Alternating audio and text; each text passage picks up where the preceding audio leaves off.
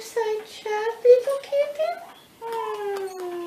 Oh, ow! It tried to bite me. Today's fireside chat topic, 10 ways to think like a frugal person. 10 ways to think like a frugal person. In no particular order. How frugal people think. That is different from how, I was going to say normal people think, but we're the normal ones. We're the ones who make sense. Okay. Frugal people do not look at spending money as a recreation. It's not a recreation. We don't go shopping for fun. Do we? No. No, we don't. When I was a teenager, a thing to do was to meet up with your girlfriends at the mall. Let's go to the mall. Now, as teenagers, we didn't necessarily have any money to spend, but there are people who just go to the mall for fun, do they not? And they just go shopping for fun. Either because they're bored, or they're unhappy, or I don't know what else. Anxious, bored, unhappy. They don't feel good, and they think shopping will make them feel better. Or it's a social thing. But no. It can be fun to shop at the thrift store because it's like a treasure hunt. He's trying to kill me. But it's okay to leave the thrift store empty-handed. You don't have to buy something just because it was cheaper. All right, how frugal people think. Number 2. One man's junk is another man's treasure. Yes, you've really embraced that one, haven't you? Mm-hmm. Daddy is the ultimate curbside shopper, dumpster diver, crap collector. He's full of treasure. A coworker of mine years ago, I was showing them what I found, and he looked at the other one, and when he thought I wasn't listening, he said, "I think it's a disease." You found something in trash and your coworker. Yeah, I was proud of it. I'm like, "Hey, check this out. Free." And he's in debt. And you're not. That's right. Even if you don't want to cross that line to dumpster diving, drive through a rich neighborhood the night before trash day. It is amazing what people throw away. One time in somebody's trash, Daddy found this big...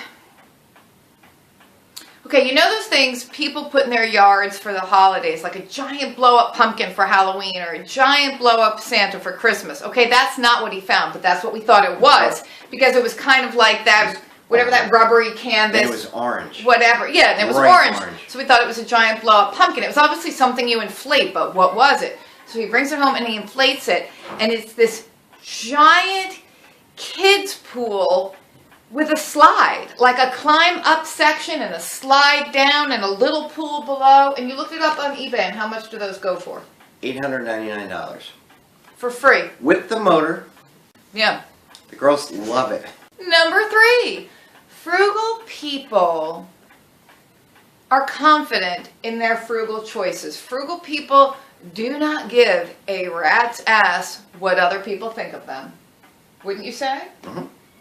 It still kind of boggles my mind that there are people who find my frugal ways and my frugal choices odd, and they will make fun of me. They'll make fun of me in a nice way, like a friendly, funny, haha way at work, but it really is weird to me that I'm the weirdo to them. All right, so for example, I do not have a smartphone.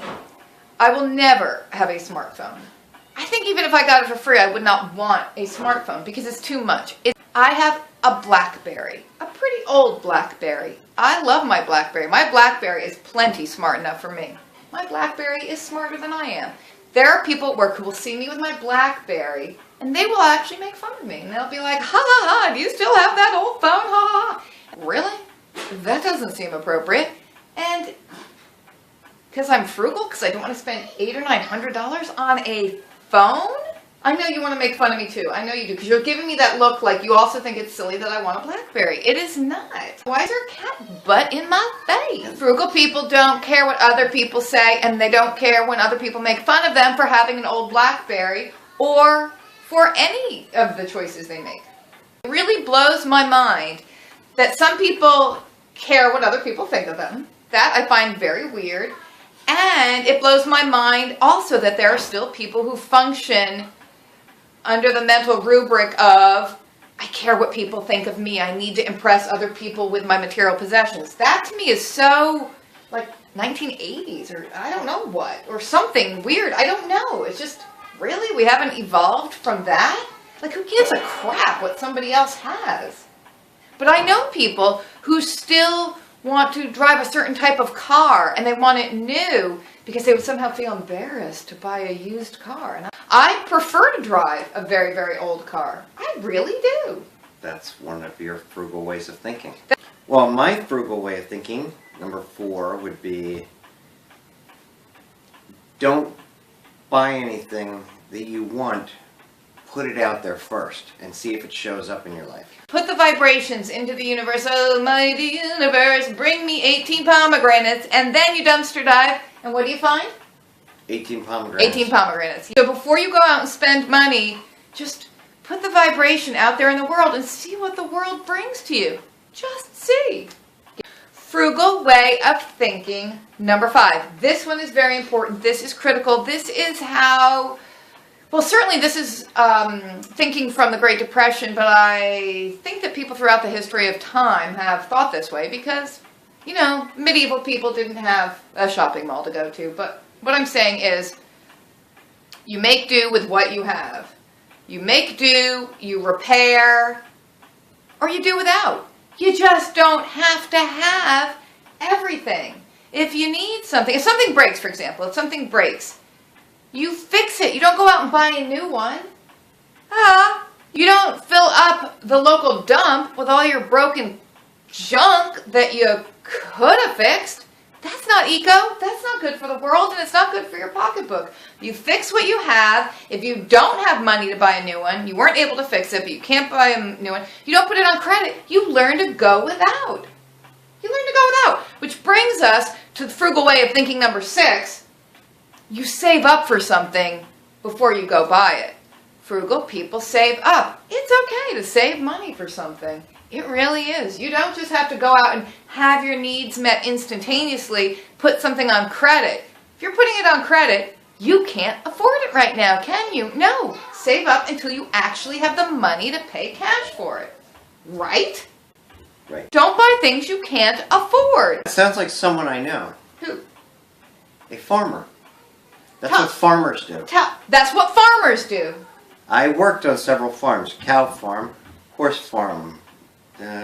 Poop farm, hay farm. Sheep, well, it was sheep, goats.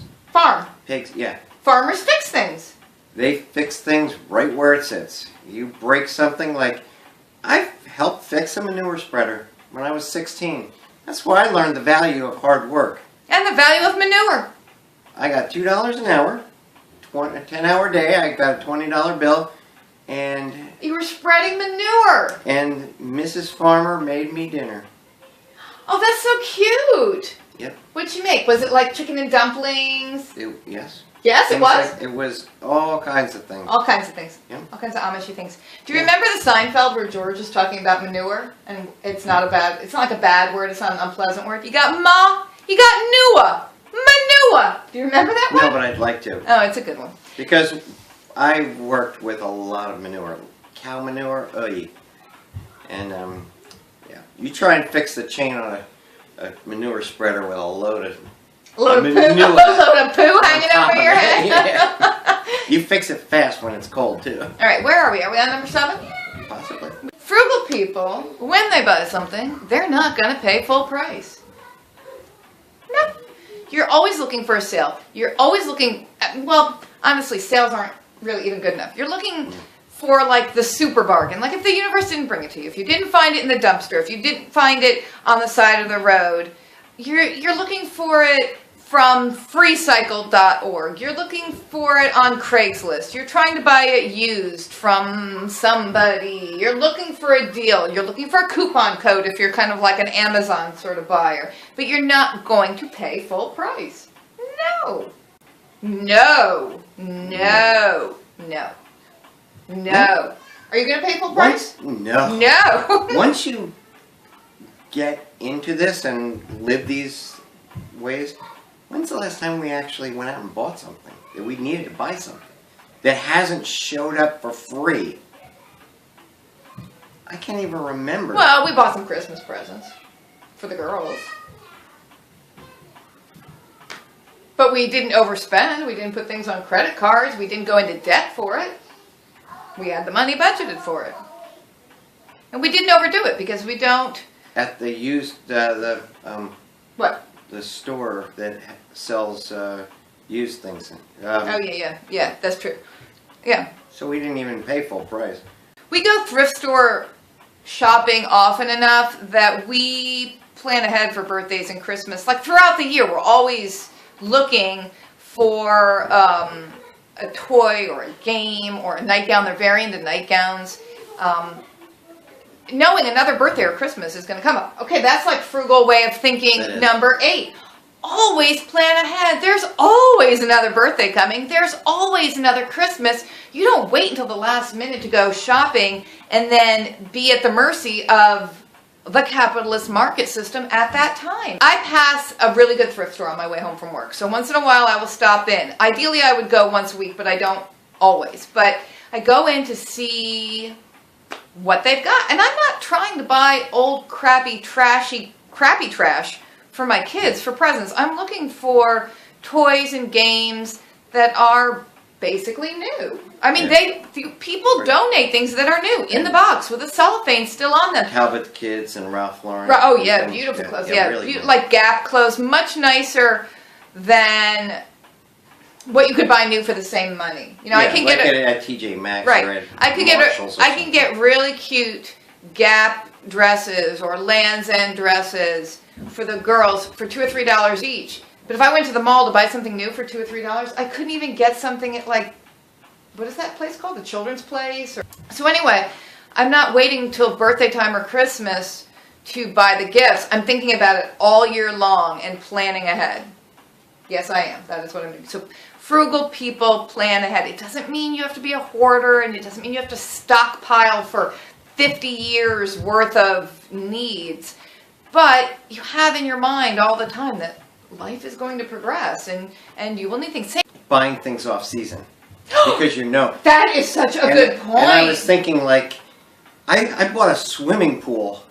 In the winter. In the winter. And it was like 3 feet high. 4 feet. 4 feet I think that's 4 feet. It's like a little But kid's above ground pool. It's not quite an above ground pool. I mean, it is an above ground pool, but it's like a step up from your low level kiddie pool. $399. I think I paid $80 for it with the filter, with everything you need. $80.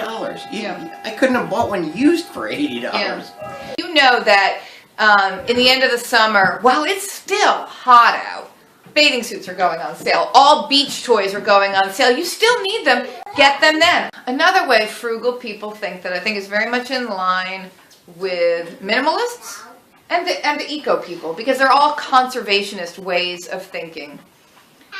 The more possessions you own, the more your possessions own you. Okay? Less is more. The more crap you have, the more crap you are cleaning and putting away and sorting and stepping on in the middle of the night and hurting your little foot.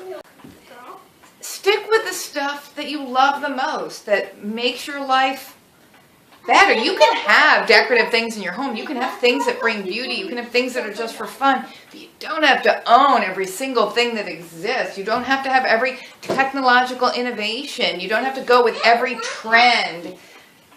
Yeah, you don't. You just stick with the basics. It's okay to have less. It's okay to live an uncluttered life. The state of your home will be the state of your mind. If your home is cluttered and chaotic, so shall be your mind.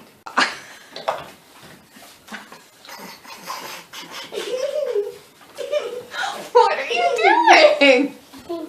You know it is cold in the house. Someone just came by with a nice Would outfit. you like to put some clothes on? The lower half of your body? Why are you half naked? Frugality isn't a punishment. frugality is a choice. It's about values and how you want to live your life. It's not like, oh, I must do without, I'm suffering, I can't have what other people have. No, it's realizing I don't want all that stuff in the first place. Frugal people like to save. Again, saving is not a punishment. Saving is enjoyable. I like saving. I like checking my bank accounts online and seeing them grow. I like saving. Frugal people realize that what makes life valuable is not your material possessions. It's your relationships and your experiences. Life is about things you experience, not things you hold in your hands. So if you haven't subscribed already, click here to subscribe, comment below, give us a thumbs up, and share on social media. Facebook. And Twitter and things like that. There's other things, isn't there? I don't know. Should we start an Instagram account? I don't know. I don't even know what it is. I really want to start a blog. I got to figure out how. Do it. Someone do it for us. Just tell me how to sign in.